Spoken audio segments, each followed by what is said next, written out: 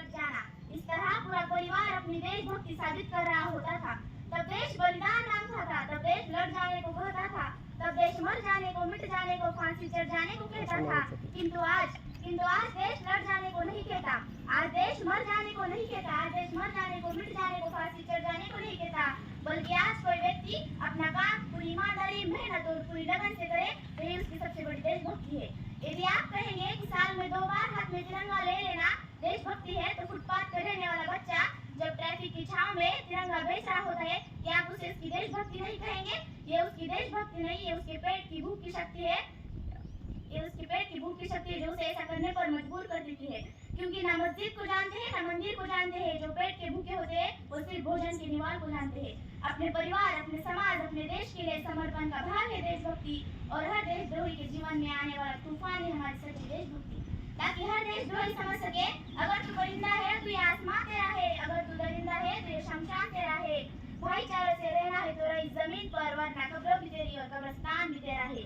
मजदूर को मजदूर समझिए, मजबूर नहीं, गरीब को काम दीजिए, दान नहीं। अगर दान देने को इच्छुक है तो जीते जी रक्तदान दीजिए, और मरने के बाद अंगदान देकर किसी मरते हुए को जीवन दान दीजिए। यही सच्ची देशभक्ति है और यही सच्चा राष्ट्र प्रेम है। परंतु एक वैचारिक बीमारी हमारे समाज में नजर आती है। कहा जाता है हम दुनिया के सबसे बड़े लोकतंत्र है, जहाँ हिंदू, मुस्लिम, ईसाई पैदा होते हैं, लेकिन ना हिंदू की जरूरत है, ना मुसलमानों की जरूरत है। राष्ट्र निर्माण के लिए केवल एक अच्छे इंसान की जरूरत है। ये राष्ट्र मेरा है, राष्ट्र से प्रेम की भावना बच्चों में घर से, स्कूल से, कॉलेजों से पढ़ानी चाहिए, सिखानी चाहिए। अगर आपका हित देश के हित में नहीं है और यदि अलग है तो आप में कुछ गलती है, ये आपने सोचना चाहिए। और जो भारत के नागरिक है उनमें भेद करके देखना, इससे बड़ी गलती और क्या हो सकती है। राज्य अफोर्ड नहीं कर सकता। सभी लोग हमारे हैं, पर्सनल प्रेम का भाव, राष्ट्र के लिए प्रेम का भाव, सहयोग के लिए प्रेम का भाव, इज्जत का भाव जागृत करना, यही सच्ची देशभक्ति है।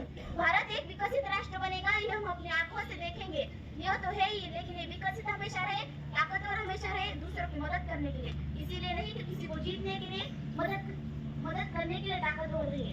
रामधारी दिनकर जी ने कहा था, क्षमा शोभती उस भुजंग को जिसके पास गरल हो, उसको क्या जो दंतहीन विषहीन विनीत सरल हो। इसीलिए ताकतवर बनना है कि हम दूसरों की मदद कर सके। इसी तरह हमारे देश में अच्छे देशभक्त नागरिकों की आवश्यकता है। इसी तरह सभी अपनी अपनी भागीदारी करेंगे, ये हमारा स्वतंत्रता संग्रामियों को श्रद्धांजलि होगी और उनके प्रति हमारे